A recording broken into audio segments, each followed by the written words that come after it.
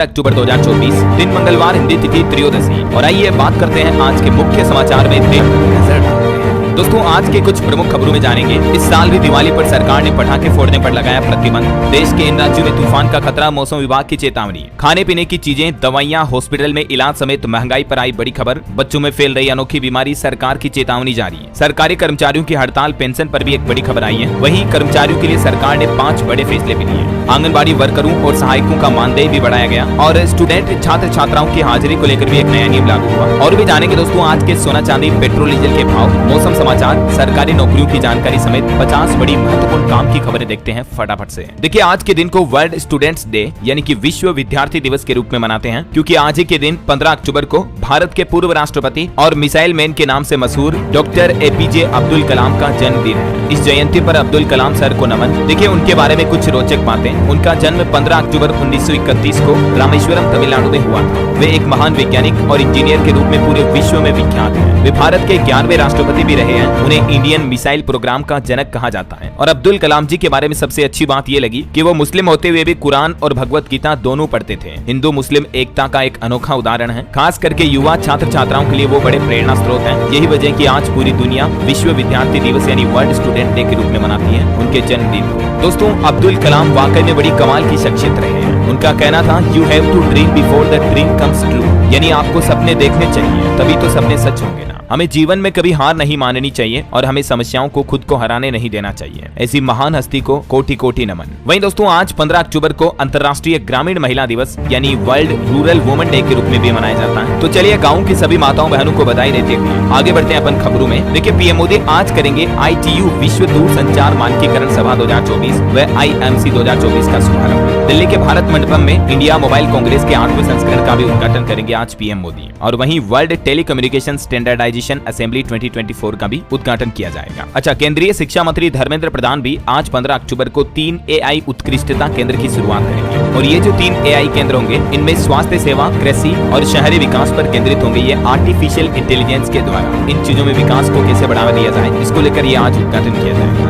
वहीं देखिए, गृह मंत्री अमित शाह का कहना है कि नशा मुक्त भारत के निर्माण के प्रति कटिबद्ध है हमारी सरकार। और अभी हाल ही में गुजरात में आपको पता होगा 5000 करोड़ से भी ज्यादा की 518 किलो कोकीन जब्त की गई। इस मामले में 5 लोगों को गिरफ्तार भी किया गया। 13000 करोड़ की ड्रग्स भी बरामद हुई। चलिए बड़ी खबर देखिए, इस साल भी दिवाली पर नहीं फोड़ पाएंगे पटाखे। दिल्ली सरकार की तरफ से जनवरी तक पूरी तरह से बैन लगा दिया पटाखे फोड़ने पर, यानी नव वर्ष 1 जनवरी 2025 का उत्सव भी पटाखे फोड़कर नहीं मनाया जा सकेगा। पटाखों की भंडारण, बिक्री और इस्तेमाल पर रोक रहेगी। दिल्ली में बढ़ते प्रदूषण को देखते हुए दिल्ली सरकार की तरफ से ये सख्त निर्देश जारी किए हैं। और भी कई राज्य सरकारों की तरफ से गाइडलाइन जारी की है। जैसे देखिए, आप हरियाणा में दिवाली की रात सिर्फ 8 से 10 बजे तक ग्रीन पटाखे चलाने की अनुमति होगी। प्रशासन की तरफ से धारा 163 भी लागू की गई। वैसे दिल्ली में तो अभी हवा काफी जहरीली हो चुकी है दशहरे के बाद, तो अब दिल्ली सरकार ने कुछ पाबंदियां भी बढ़ा दी हैं। GRAP का पहला चरण भी लागू हो चुका है। GRAP ग्रेप का मतलब होता है ग्रेडेड रिस्पॉन्स एक्शन प्लान, जो कि जब भी पॉल्यूशन प्रदूषण बढ़ता है तो दिल्ली सरकार की तरफ से लागू किया जाता है। अभी दिल्ली में AQI 200 के पार पहुंच चुका है, तो ये ग्रेप 1 की पाबंदियां लागू हो चुकी है। और इन पाबंदियों के दौरान आपको किन किन चीजों का ध्यान रखना होगा, देखिए जरा। वाहनों के इंजन का ध्यान रखें। गाड़ी अगर ज्यादा धुआं दे रही तो चालान कर सकता है। प्रदूषण प्रमाण पत्र बनाकर रखें। खुले स्थानों पर कूड़ा कचरा ना फैलाएं। 10 और 15 साल पुराने डीजल पेट्रोल वाहन चलाने पर भी रोक रहेगी, है ना। तो ये कुछ ग्रेप 1 के दौरान पाबंदियां लागू रहेगी। कोयले वगैरह के इस्तेमाल पर भी रोक रहेगा। दिल्ली सरकार ने सभी स्थानीय निकायों को भी निर्देश जारी किया। इस दौरान शहर के ज्यादातर चौराहों पर एंटी स्मोक गन वगैरह भी लगाई जाएगी। ये दिल्ली सरकार का प्लान है। चलिए अगली खबर देखिए आप। महंगाई पर बड़ी खबर आ रही। खाद्य वस्तुओं की कीमतों में तेज उछाल के चलते बढ़ गई महंगाई। सितंबर महीने में 5.49% रही रिटेल इन्फ्लेशन रेट। यानी हाल ही में आपने देखा होगा खाने पीने की काफी चीजों की कीमतें बढ़ी। यही वजह है कि रिटेल इन्फ्लेशन मतलब खुदरा महंगाई दर बढ़ गई है, लगभग 5.5% पहुंच चुकी है। क्योंकि अभी फल, सब्जियां, दालें, तेल, मसाले, आलू, प्याज, टमाटर वगैरह काफी महंगे चल रहे हैं। ये वजह है कि खुदरा के साथ साथ थोक मुद्रास्फीति भी बढ़ी है बीते महीने सितंबर में। यानी थोक महंगाई दर भी बढ़कर 1.84% पर पहुंच चुकी है, जबकि अगस्त महीने में ये 1.31% ही थी। और जो अभी रिटेल महंगाई दर है ना, वो भी पिछले 9 महीनों में सबसे ज्यादा हो चुकी है। सब्जियों की महंगाई दर भी 11% से बढ़कर 36% तक पहुंच चुकी है। और दोस्तों, महंगाई दर पर अलग अलग राज्यों के हिसाब से भी आंकड़े देखिए आप। छत्तीसगढ़, बिहार समेत 6 ऐसे राज्य हैं जहां महंगाई की मार सबसे ज्यादा है। उन राज्यों में कौन कौन से राज्य शामिल देख सकते हैं आप। बिहार, छत्तीसगढ़, उत्तर प्रदेश, उड़ीसा, हरियाणा और गुजरात। इसके अलावा भी 8 राज्य ऐसे हैं जहां 5% से ज्यादा है महंगाई दर। इन राज्यों के नाम भी आप देख सकते हैं। वैसे महंगाई ना सिर्फ खाने पीने की चीजों में है, बल्कि अब हॉस्पिटल में इलाज कराना भी महंगा होगा। इकोनॉमिक टाइम्स की रिपोर्ट के मुताबिक दोस्तों, हेल्थ सेक्टर में नया चलन तेजी से उभर रहा है और अभी कई अस्पताल मरीजों से सर्ज प्राइस, वीक चार्ज वगैरह लेना भी शुरू कर दिए हैं। इसके चलते हालिया रिपोर्ट के मुताबिक हॉस्पिटल में इलाज कराना भी लगभग 20% तक महंगा हो चुका है। देखिए आप ये रिपोर्ट क्या कहती है। अच्छा, अब आपको दवाइयां भी महंगी मिलने वाली हैं। खुद सरकार की तरफ से फैसला लिया गया, 11 जरूरी दवाओं की कीमतों में इजाफा यानी कि बढ़ोतरी हुई।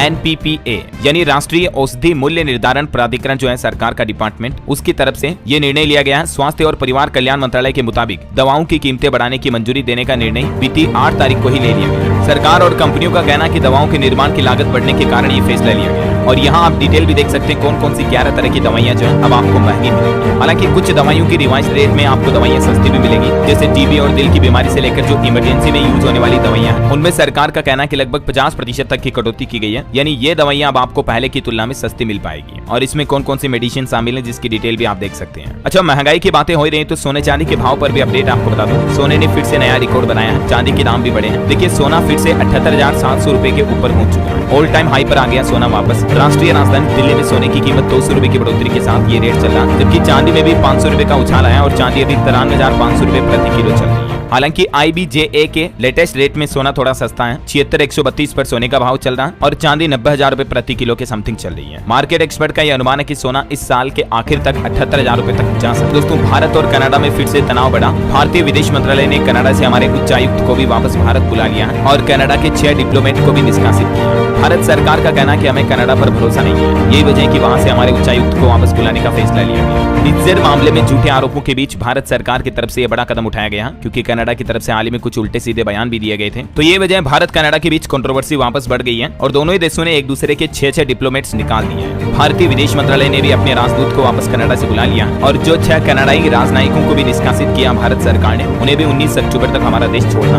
वैसे ये भारत कनाडा के बीच विवाद कैसे शुरू हुआ? एक साल बाद दोनों देश एक दूसरे के आमने सामने फिर से क्यों आ गए? क्योंकि अभी आपको बताऊंगा साल भर पहले 2023 में भी काफी कंट्रोवर्सी हुई थी। ये प्रेजेंटेशन में आप देख सकते हैं अगर आप इंटरेस्टेड हैं तो। भारत कनाडा के बीच कब कब तनाव बढ़ा, इसकी कुछ घटनाओं के इवेंट भी। चलिए अगली खबर देखिए दोस्तों। भारतीय रिजर्व बैंक के गवर्नर शक्तिकांत दास ने RBI 890 सम्मेलन को संबोधित किया और इसमें गवर्नर बोले कि AI पर ज्यादा निर्भरता फाइनेंशियल स्टेबिलिटी के लिए खतरा है। बैंक AI का फायदा ले, लेकिन उन कंपनियों को फायदा नहीं उठाने दें जो कि AI के जरिए फाइनेंशियल मार्केट को ज्यादा खतरा पहुंचा सकती है। वहीं reserve bank governor Shaktikanta Das ने कहा कि विदेश से पैसा भेजने में लगने वाले समय और लागत को कम करना जरूरी है ताकि भारत में ग्लोबली ट्रेड बढ़ सके, जैसे डॉलर, यूरो, पाउंड जैसी करेंसी में मुद्रा लेन देन आसानी से हो। बैंक इस तरह का सिस्टम विकसित करे। चलिए खबर देखिए दोस्तों। आंध्र प्रदेश सरकार का बड़ा ऐलान, अमरावती में बनेगा रतन टाटा श्री के नाम से इनोवेशन हब। नवाचार और उद्यमशीलता को बढ़ावा देने के लिए आंध्र प्रदेश सरकार स्थापना करने जा रही है रतन टाटा श्री को ट्रिब्यूट देने के लिए। और एक ऐसा ही फैसला महाराष्ट्र की एकनाथ शिंदे सरकार ने भी लिया है। अब रतन टाटा के नाम से जाना जाएगा महाराष्ट्र राज्य कौशल विश्वविद्यालय। ये यूनिवर्सिटी का नाम बदलकर उनके नाम किया है। वहीं एक अनोखी श्रद्धांजलि देखिए आप रतन टाटा को। 11,000 हीरों से बनाया पोर्ट्रेट। गुजरात सूरत के एक हीरा कारोबारी की तरफ से दिवंगत रतन टाटा को श्रद्धांजलि देने के लिए ये पोर्ट्रेट बनाया गया। इसका एक वीडियो भी इंस्टाग्राम पर काफी वायरल हो रहा है, ये देख सकते हैं। चलिए अगली खबर देखिए। मणिपुर हिंसा के बाद कुकी और मैथई समाज के बीच पहली बार बैठक होने जा रही है। दोनों समुदाय के नेता विधायक आज दिल्ली में मिलेंगे और शांति समाधान का रास्ता निकालेंगे। वही देखिए बड़ी खबर, राजस्थान के भरतपुर डीग में एक अनोखी बीमारी फैली। 7 बच्चों की जान चली गई। 24 बच्चे इस बीमारी से पॉजिटिव मिले। अब WHO और स्वास्थ्य विभाग की टीमें सर्वे भी कर रही हैं कि आखिर ये बीमारी किस वजह से फैली। डिप्थीरिया की ये बीमारी फैल चुकी है, कहीं कोई नई महामारी तो नहीं है, इसको लेकर अभी जांच चल रही है। उत्तर प्रदेश के बिजनौर में भी देखिए एक अनोखी दुख भरी घटना हुई। 10 दिन में 3 सगे भाइयों की जान चली गई। पूरा परिवार गुजर गया और वो भी किस वजह से? सिर्फ नॉर्मल खांसी, बुखार, जुकाम वगैरह की वजह से। और क्योंकि आजकल तो मच्छरों से डेंगू वगैरह भी बहुत ज्यादा फैल रहा है, सावधान रहें आप। यूपी लखनऊ में देखिए डेंगू संक्रमितों की संख्या 1100 के पार पहुंच चुकी है। 13 दिन में ही 638 से ज्यादा मरीज मिले हैं। एक्सपर्ट का कहना कि अगले 15 दिन और अलर्ट रहना होगा। उसके बाद जब ठंडा मौसम शुरू हो जाएगा तो थोड़ा मच्छरों का प्रकोप कम होगा। और वहीं दोस्तों एक अनोखी खबर देखिए, आप खुद कहोगे कि ये तो चमत्कार है क्या। यूपी मथुरा की ही ये घटना है। 100 की स्पीड में ट्रेन से एक बच्ची गिर गई, लेकिन बच्ची सुरक्षित मिली। पिता ने 10 किलोमीटर दूर जाकर ट्रेन रुकवाई, तब जाकर बच्ची को ढूंढा। बच्ची तकरीबन 2 घंटे तक झाड़ियों में रुकी रही। ये वो बच्ची का वीडियो भी सामने आ रहा, देख सकते हैं आप। बच्ची एकदम स्वस्थ है, कुछ नहीं हुआ, बाल भी बांका नहीं हुआ। बच्ची इमरजेंसी विंडो से गिर गई जब ट्रेन की स्पीड 100 से भी ज्यादा थी। अब जरा सोचिए आप। गीतांजलि एक्सप्रेस ट्रेन जो कि मध्य प्रदेश के टीकमगढ़ से यूपी मथुरा आ रही थी, इसी दौरान 8 साल की बच्ची ये चलती ट्रेन से गिर गई। लेकिन वो कहते हैं ना कि चाको राके साइयां मार सके ना, ये तो वाकई में एक चमत्कार ही है यार। क्या कहोगे आप इस बारे में? कमेंट करके बताओ देखिए मुझे। चलिए अगली खबर देखिए दोस्तों, एक श्रद्धांजलि। नहीं रहे द कपिल शर्मा शो के famous comedian Atul Pancholi. Cancer की वजह से उनका निधन हो गया। कपिल शर्मा में कॉमेडी शो में आपने इनको देखा होगा। कपिल शो में ये बॉडीगार्ड, बिंदु के पिता और भी कई अलग अलग किरदारों से दर्शकों को हंसाते मनोरंजन करते हैं, लेकिन अब आप इनको कपिल शो में नहीं देख पाएंगे। ईश्वर इनकी आत्मा को शांति दे। चलिए अगली खबर देखिए, राष्ट्रीय जल पुरस्कार का ऐलान हो चुका है। पहले नंबर पर रहा उड़ीसा राज्य, दूसरे नंबर पर यूपी। केंद्रीय जल शक्ति मंत्री की तरफ से ये पुरस्कार का अनाउंसमेंट किया गया। पानी के संकट से बचने के लिए जल संरक्षण में इन राज्यों ने बेहतर कार्य किया। करंट अफेयर्स के हिसाब से इंपोर्टेंट ध्यान रखिएगा, उड़ीसा इसमें नंबर 1 रहा है।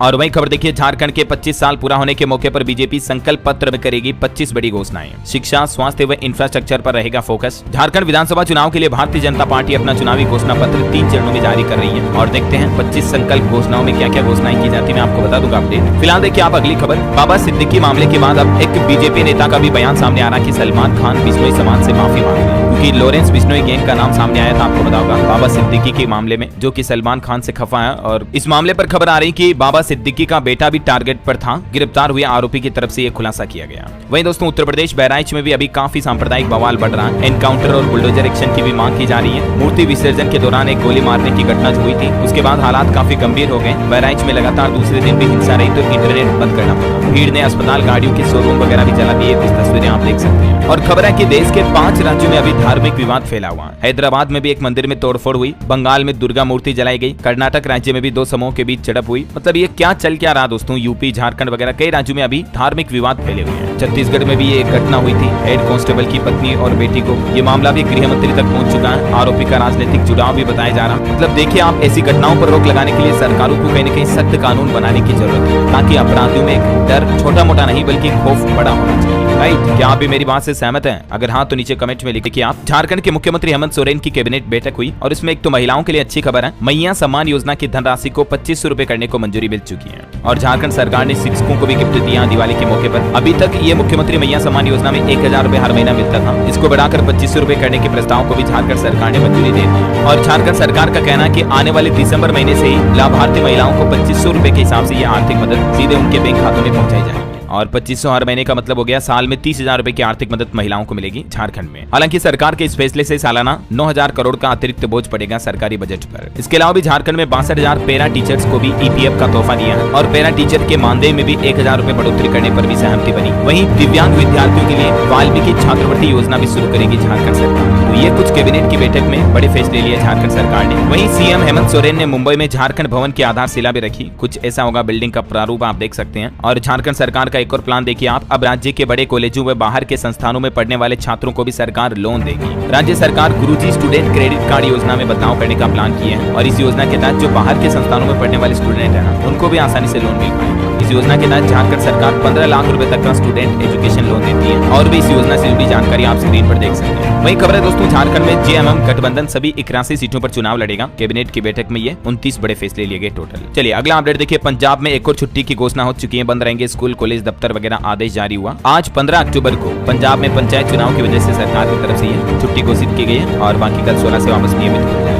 युवाओं के लिए अच्छी खबर देखिए, 18 से 29 अक्टूबर तक बिहार के 9 जिलों में लगेगा रोजगार मेला। इस पोर्टल पर जाकर के बिहार के स्टूडेंट रजिस्ट्रेशन कर सकते हैं। तकनीक और गैर तकनीक क्षेत्रों में योग्यता रखने वाले स्टूडेंट भी इसके लिए आवेदन कर सकते हैं। और इन अलग अलग जिलों में लगने वाले रोजगार मेलों में जानी मानी कंपनियां युवाओं को नौकरियों, जॉब के ऑप्शन देगी, तो स्टूडेंट इस पोर्टल पर जाकर रजिस्ट्रेशन कर लें। और इसके लिए सरकारी विभाग ने ये टोल फ्री नंबर भी जारी किया। अगर स्टूडेंट को कोई दिक्कत हो तो कॉन्टेक्ट कर सकते हैं। बाकी इन जिलों में इन तारीख पर ये रोजगार मेले लगेंगे, जिसकी डिटेल भी आप देख लीजिए। चलिए अगली खबर देखिए, अर्थशास्त्र यानी इकोनॉमिक्स में भी नोबेल पुरस्कार का ऐलान हो चुका है। अमेरिका और ब्रिटेन के 3 अर्थशास्त्रियों को इकोनॉमिक्स का नोबेल मिलेगा इस साल, क्योंकि इन्होंने समझाया कैसे राजनीतिक संस्थाएं समाज की तरक्की पर असर डालती हैं। ये तीनों वैज्ञानिकों के नाम भी आप देख सकते हैं जिनको ये नोबेल पुरस्कार मिलने जा रहा। इन्होंने एक और रिसर्च भी की कि भारत जैसे संपन्न देश में ब्रिटिश शासन में लोग गरीब क्यों हुए हैं। इस शोध यानी रिसर्च के लिए भी ये तीनों वैज्ञानिकों को इकोनॉमिक्स का नोबेल मिला। भारत जिसे सोने की चिड़िया कहा जाता है, उसको आखिर किसने लूटा और क्यों लूटा, इस मुद्दे पर इन्होंने रिसर्च की है जब हमारे देश में अंग्रेजों का राज था उस वक्त के समय की। चलिए अगला अपडेट देखिए, स्टूडेंट के लिए सीबीएसई का नया आदेश। 75% से कम रही अगर उपस्थिति तो बोर्ड परीक्षा में नहीं बैठ पाएंगे स्टूडेंट। स्कूलों को भी जिम्मेदारी दी कि बच्चों की उपस्थिति के नियम सख्त लागू किए जाए। वहीं खबर देखिए आप, भारत वैश्विक स्वास्थ्य समुदाय में योगदान के लिए प्रतिबद्ध है। अंतर्राष्ट्रीय सम्मेलन में बोले केंद्रीय स्वास्थ्य मंत्री जेपी नड्डा। भारत में पहली बार केंद्रीय औषधि मानक नियंत्रण संगठन द्वारा आयोजित औषधि नियामक प्राधिकरणों के 19वें अंतर्राष्ट्रीय सम्मेलन का उद्घाटन हुआ कल सोमवार को और इसी में केंद्रीय स्वास्थ्य परिवार कल्याण मंत्री की तरफ से ये बड़ी घोषणाएं की गई। उन्होंने कहा कि दवा निर्माण में भारत सबसे आगे है दुनिया में स्वास्थ्य सचिव ने भी ये दावा किया कि दुनिया भर की 8 अरब वैक्सीन में से आधी वैक्सीन भारत में बनी है। चलिए खबर है, भारत में प्रोजेक्ट डॉल्फिन के तहत पहली बार डॉल्फिन मछलियों की संख्या का आकलन किया जाएगा। जल्दी सरकार इसके आंकड़े भी जारी करेगी। और वहीं बायोडाइवर्सिटी यानी कि जैव विविधता को लेकर भी भारत ने इसे बचाने के लिए राष्ट्रीय योजना को अपडेट किया गया, जिसे COP16 में जारी किया जाएगा। वहीं देखिए सरकार का प्लान,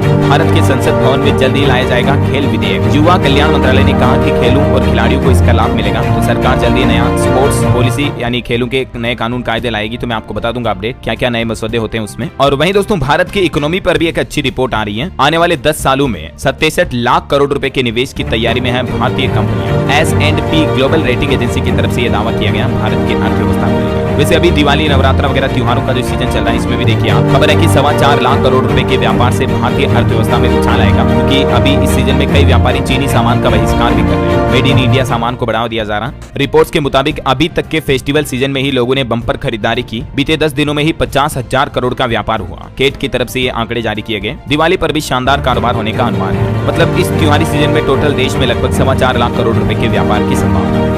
वहीं भारत सरकार का एक और प्लान है, रिन्यूएबल एनर्जी की दुनिया में भी किंग बनेगा हमारा भारत। अभी तक के आंकड़ों के मुताबिक देश ने सितंबर 2024 में 200 गीगावाट का आंकड़ा पार कर लिया है रिन्यूएबल एनर्जी के सेक्टर में भी। जो भारत सरकार तेजी से काम कर रही है, इसका रिजल्ट अब धीरे धीरे दिखना शुरू हो गया है। चलिए अगली खबर देखिए, एक रिपोर्ट सामने आ रही है। OROP यानी कि 1 रैंक 1 पेंशन में बढ़ोतरी के बावजूद भी देश के पूर्व सैनिक खुश नहीं है, क्योंकि बढ़ोतरी कितनी हुई, किसी की सैलरी में 1 रुपया, किसी को 2 रुपया एरियर का बढ़ोतरी का फायदा मिला, तो खुश होंगे भी कैसे। हालांकि वैसे अभी दिवाली के मौके पर सरकार ने केंद्रीय अर्धसैनिक और सशस्त्र बलों समेत लाखों सरकारी कर्मचारियों को तोहफा देने की घोषणा की है। 6,908 रुपए तक का बोनस मिलेगा। वित्त मंत्रालय की तरफ से इस संबंध में निर्देश भी जारी किया है। इस आदेश के तहत सभी पात्र कर्मचारियों को 30 दिन के वेतन जितनी राशि बोनस के रूप में देगी सरकार। मतलब 1 महीने का एक्स्ट्रा वेतन दिवाली बोनस के रूप में मिल जाएगा, है ना। बहरहाल अभी तो कुछ और महत्वपूर्ण समय देखिए, एक तो तूफान का खतरा भी मंडराने लगा फिर से। मौसम विभाग ने चेतावनी जारी की है, कहा कि बंगाल की खाड़ी में फिर से निम्न दबाव बना, जिसके चलते तूफान की आहट है। मुंबई में भी IMD ने अलर्ट जारी किया। अगले 2 दिनों के दौरान पूरे देश में कई राज्यों में मानसून की फिर से वापसी देखने को मिल सकती है।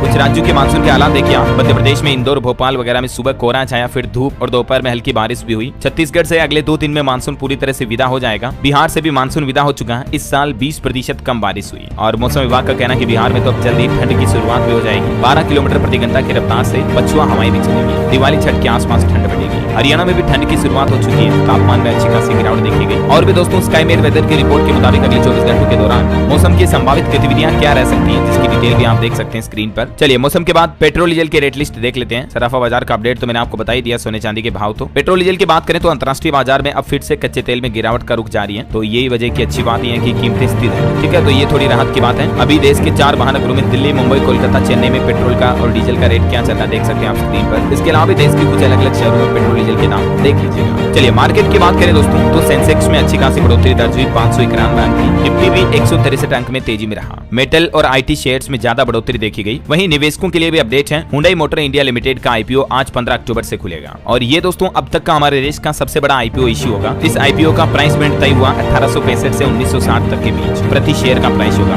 17 अक्टूबर तक आप इसमें निवेश कर पाएंगे। वहीं कुछ कंपनियों के रिजल्ट देखिए आप। रिलायंस को जुलाई सितंबर तिमाही में 16,563 करोड़ का मुनाफा हुआ। नेट प्रॉफिट जियो का भी 14% बढ़कर 6,231 करोड़। और HCL टेक कंपनी का मुनाफा भी 11% बढ़ा। वहीं महारत्न का दर्जा मिलने के बाद HAL कंपनी का स्टॉक 2% तक बढ़ोतरी में रहा। और खबर है कमजोर नतीजों के बाद 8% गिरावट आई डीमार्ट के शेयर में। इस साल इस स्टॉक ने केवल 3% तक का ही रिटर्न दिया। चलिए मार्केट के बाद अब अपन आगे बढ़ते हैं खबरों में। देखिए एक तो पश्चिम बंगाल कोलकाता में RG कर मेडिकल कॉलेज केस के मामले में अभी भी जूनियर डॉक्टर और ममता सरकार के बीच बैठक हुई, लेकिन कोई हल नहीं निकल पाया, क्योंकि डॉक्टर अपनी मांगों को लेकर अड़े हुए हैं। और आपको बताऊंगा कई दिनों से कुछ डॉक्टर जो अनशन कर रहे हैं, उनमें से 4 डॉक्टरों की हालत खराब हुई, ICU में भर्ती करना पड़ा। चीफ सेक्रेटरी से मीटिंग के बाद डॉक्टर बोले कि बंगाल सरकार अहंकारी हो गई है। वैसे डॉक्टरों को लेकर एक खबर ये है कि बिहार में भी आज 15 अक्टूबर को सभी जूनियर डॉक्टर हड़ताल पर रहेंगे। ये वजह यही है, RG कर मेडिकल कॉलेज वाले मामले के ही चलते बिहार में भी मतलब डॉक्टरों की हड़ताल रहेगी।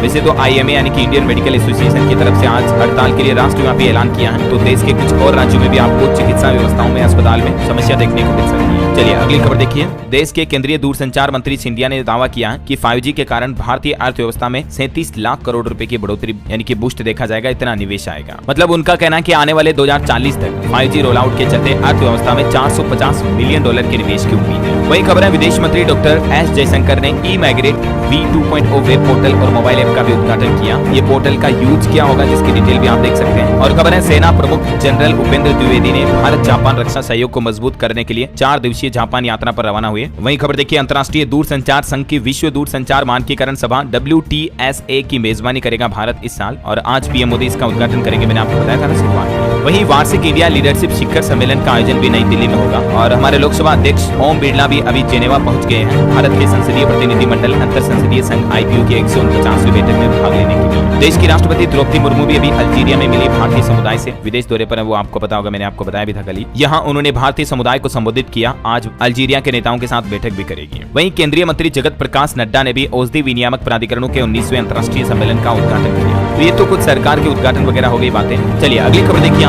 एक बड़ी चौंकाने वाली रिपोर्ट आ रही दोस्तों की गरीब देशों के लिए बड़ा संकट बन रहा कर्ज का जाल। प्राकृतिक आपदाओं की मार भी बढ़ रही है। दुनिया के 26 सबसे गरीब देशों की मुसीबतें लगातार बढ़ती जा रही हैं। इन देशों के लोग कर्ज यानी लोन के जाल में फंस रहे हैं। इन 26 गरीब देशों की अर्थव्यवस्था आज भी कोरोना महामारी के ठीक पहले की तुलना में ज्यादा कमजोर है, जबकि बाकी दुनिया काफी हद तक कोविड से उबर चुकी है। आप और हम तो काफी खुश नसीब है दोस्तों की इतने गरीब देशों में हम नहीं रहते, वरना ये तस्वीरें देखकर आप अंदाजा लगा सकते हैं गरीबी का। चलिए खबर है, श्रीनिवास को सार्वजनिक खरीद पोर्टल GEM के CEO का अतिरिक्त प्रभार दिया गया। वही देखिए, इंडियन आर्मी की ताकत बढ़ने वाली खबर। भारतीय नौसेना के बेड़े में शामिल हुआ जहाज समर्थक। समुद्र में भारत की युद्ध क्षमता बढ़ेगी अब इससे। और सरकार ने एक और प्लान भी बनाया है। केंद्रीय कैबिनेट समिति नई मिसाइल परीक्षण रेंज स्थापित करने को भी मंजूरी दे चुकी है। ये आंध्र प्रदेश के नागयालंका क्षेत्र में स्थापित की जाएगी।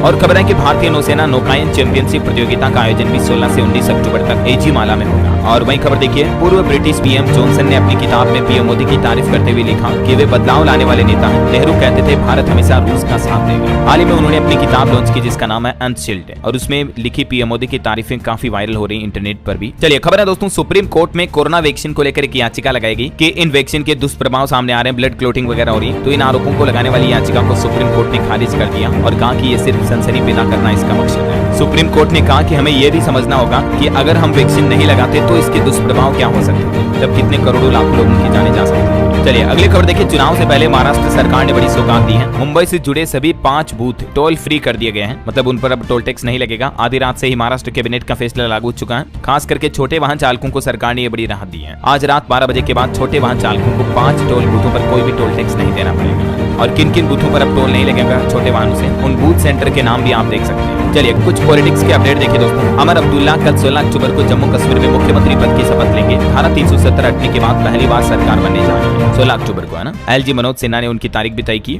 और फिर उसके अगले दिन 17 अक्टूबर को हरियाणा के मुख्यमंत्री के रूप में नायब सिंह सैनी भी शपथ लेंगे। कई विपक्षी नेताओं को भी इसमें न्योता भेजा गया है। वहीं इधर देखिए, राहुल गांधी ने महाराष्ट्र में कांग्रेस नेताओं से मुलाकात की और विधानसभा चुनाव के लिए MVA दलों के साथ सीट शेयरिंग और पार्टी की तैयारियों का जायजा भी लिया। और खबर है, कांग्रेस अध्यक्ष मल्लिकार्जुन खड़गे पर वक्फ संपत्ति हड़पने का आरोप भी लगा। वक्फ बिल पर JPC मीटिंग से भी विपक्ष ने वॉकआउट किया इसके चलते। चलिए अगली खबर देखिए, दुबई में थैंक यू मोदी और थैंक यू योगी के नारे गूंजे। यूपी डायस्पोरा इन्वेस्टर मीट का आयोजन हुआ दुबई में, और इस आयोजन में कई भारतीय समुदाय के लोगों ने हिस्सा लिया। चलिए खबर है दोस्तों, हरियाणा में आंगनबाड़ी वर्कर्स को दिवाली का तोहफा दिया सरकार ने, और नए मुख्यमंत्री के रूप में शपथ लेने से पहले शहरी सरकार ने आंगनबाड़ी कार्यकर्ताओं का वेतन तनख्वाह वगैरह बढ़ा दिया। मानदेय में 750 रुपए से लेकर 400 रुपए तक की बढ़ोतरी की गई है। सरकार के इस फैसले से तकरीबन 23,000 से भी ज्यादा आंगनबाड़ी कार्यकर्तियों और हेल्पर वगैरह को फायदा मिलेगा। अब उन्हें कितना मानदेय दिया जाएगा जिसकी डिटेल भी आप देख सकते हैं स्क्रीन पर। चलिए अगली खबर देखिए दोस्तों, उत्तराखंड में भी विद्युत संविदा कर्मचारियों ने सरकार को हड़ताल पर जाने की चेतावनी दी। दीपावली पर कार्य बहिष्कार का भी अलर्ट जारी किया। वजह क्या, इनकी कई सारी मांगे हैं, पुरानी पेंशन, GPF वगैरह वगैरह समेत टोटल 17 सूत्रीय मांगों को लेकर ये बिजली कर्मचारियों ने हड़ताल की चेतावनी दी। वैसे उत्तराखंड से जुड़े कुछ और अपडेट देखिए फटाफट से। अब तेजी से आकार लेंगे होम स्टे समेत टूरिज्म से जुड़े उद्योग भी। उत्तराखंड सरकार की तरफ से पर्यटन को बढ़ावा देने के लिए भी एक नई योजना की शुरुआत की है, जिसके तहत कुछ प्रोत्साहन, वित्तीय सब्सिडी वगैरह भी दी जाएगी। सरकार इन्वेस्टमेंट पर्यटन के क्षेत्र में करने वालों को ये फायदा मिलेगा ना। वहीं उत्तराखंड सरकार का कहना है कि सहकारी बैंकों में भी 735 खाली पदों को जल्दी भरा जाएगा। विभागीय अधिकारियों को कार्यवाही के निर्देश भी दिए। इसके अलावा खबर है, उत्तराखंड में 2 महीने के लिए आज से ऑपरेशन स्माइल की शुरुआत होने जा रही है। अभी सरकार ने आंकड़े जारी किए, तकरीबन लगभग 6000 गुमशुदा लोगों को तलाशा गया, और इस ऑपरेशन के तहत भी गुमशुदा शिकायतों को निपटाया जाएगा। वही खबर है दोस्तों, उत्तराखंड में जो आपको पता होगा, दशहरे के मौके पर घटना हुई थी। हरिद्वार जेल से 2 कैदी फरार हो गए थे, उन पर 50-50 हजार का इनाम घोषित किया है। जेल में रामलीला हो रही थी और ये कैदी वानर का रोल निभा रहे थे। माता सीता की खोज में निकले, अभी तक आए नहीं है। तो अब हरिद्वार जेल प्रशासन की तरफ से इन पर 50-50 हजार रुपए का इनाम घोषित किया। ये दोनों आरोपी चलिए खबर है दोस्तों, मध्य प्रदेश में देखिए सेवानिवृत्त कर्मचारियों को प्रदान किया जाए वार्षिक वेतन वृद्धि का लाभ। एमपी हाईकोर्ट की तरफ से सरकार को यह निर्देश जारी किया गया। चलिए अगली खबर देखिए, राजस्थान के तहत ग्लोबल इन्वेस्टर समिट का आयोजन होगा कल 16 अक्टूबर को। 4000 करोड़ से भी ज्यादा के एमओयू साइन किए जाएंगे। वहीं राजस्थान में मुख्यमंत्री की अध्यक्षता में Rajasthan economic revival task force का गठन भी किया गया और राजस्थान सरकार का प्लान है अगले साल होगी 54 भर्ती परीक्षाएं। राजस्थान कर्मचारी चयन बोर्ड की तरफ से संशोधित भर्ती कैलेंडर भी जारी किया। मई में पटवारी का एग्जाम वगैरह भी होगा, तो आप RSMSSB के पोर्टल पर जानकारी चेक कर लीजिए। और एक खबर देखिए, राजस्थान में हर जिले में फूड बैंक स्थापित करने की भी मांग की जा रही है। अन्ना क्षेत्र फाउंडेशन के पदाधिकारियों ने राजस्थान राज्यपाल से मुलाकात की और ये डिमांड रखी है। वहीं मेंटेनेंस के कारण राजस्थान जयपुर शहर के कई इलाकों में बिजली बंद रहेगी, लगभग 100 से ज्यादा कॉलोनियों में। चलिए खबर देखिए, मध्य प्रदेश में यूनिवर्सिटी मॉनिटरिंग सिस्टम के लिए एक नया सॉफ्टवेयर बनाया जाएगा। राज्य के हर विश्वविद्यालय में 500 कंप्यूटर वाली मॉडर्न लैब भी बनेगी। ये मध्य प्रदेश सरकार का नया प्लान है बच्चों को कंप्यूटर एजुकेशन में बढ़ावा देने के लिए। और देखिए एमपी में एक नया प्रस्ताव पारित हुआ। अब सीधे सरकार को प्रस्ताव नहीं भेजेंगे कार्यपालन मंत्री, बल्कि मुख्य अभियंता और अधीक्षण यंत्री के परीक्षण के बाद ही शासन को प्रपोजल भेजे जाएंगे। चलिए खबर है, कल 16 अक्टूबर को होगी छत्तीसगढ़ की विष्णुदेव साय सरकार की कैबिनेट बैठक, जिसमें किसानों की धान खरीदी की तारीख वगैरह का ऐलान भी हो सकता है। वही देखिए छत्तीसगढ़ में PHE विभाग में भी 261 पदों पर भर्ती होगी। जल्दी परीक्षा की तारीखों का ऐलान भी किया जाएगा। चलिए खबर है दोस्तों, हिमाचल से राजस्थान जयपुर के लिए डायरेक्ट हवाई सेवाएं शुरू हुई। वहीं बैंकिंग न्यूज से खबर देखिए, बैंक ऑफ बड़ौदा ने अपने ग्राहकों को तोहफा दिया। दिवाली से पहले FD की ब्याज दरों में बढ़ोतरी की। लगभग 0.40% तक की ब्याज दरों में बढ़ोतरी हुई है। और इस बढ़ोतरी के बाद अलग अलग दिनों की टाइम पीरियड की FD पर अब आपको BOB में कितना इंटरेस्ट मिलेगा, जिसकी डिटेल भी आप देख सकते हैं स्क्रीन पर। वहीं देखिए, मुख्यमंत्री बनने के बाद पहली बार PM मोदी से मिली दिल्ली की CM आतिशी। PMO की तरफ से यह तस्वीर भी शेयर की गई। चलिए खबर है, राजस्थान के सरकारी कर्मचारी अब कर सकेंगे आसानी से विदेश यात्रा। राजस्थान सरकार की तरफ से नई गाइडलाइन जारी की गई है। पहले इसमें क्या प्रावधान थे और अभी विदेश यात्रा के लिए कर्मचारियों के लिए क्या शर्तें तय होगी, जिसकी जानकारी भी आप देख सकते हैं। और खबर है, वन नेशन वन इलेक्शन के बाद अब वक्फ संशोधन बिल के खिलाफ भी केरल सरकार विधानसभा में बिल लाएगी। केरल के CM पिनराई विजयन का यह कहना है।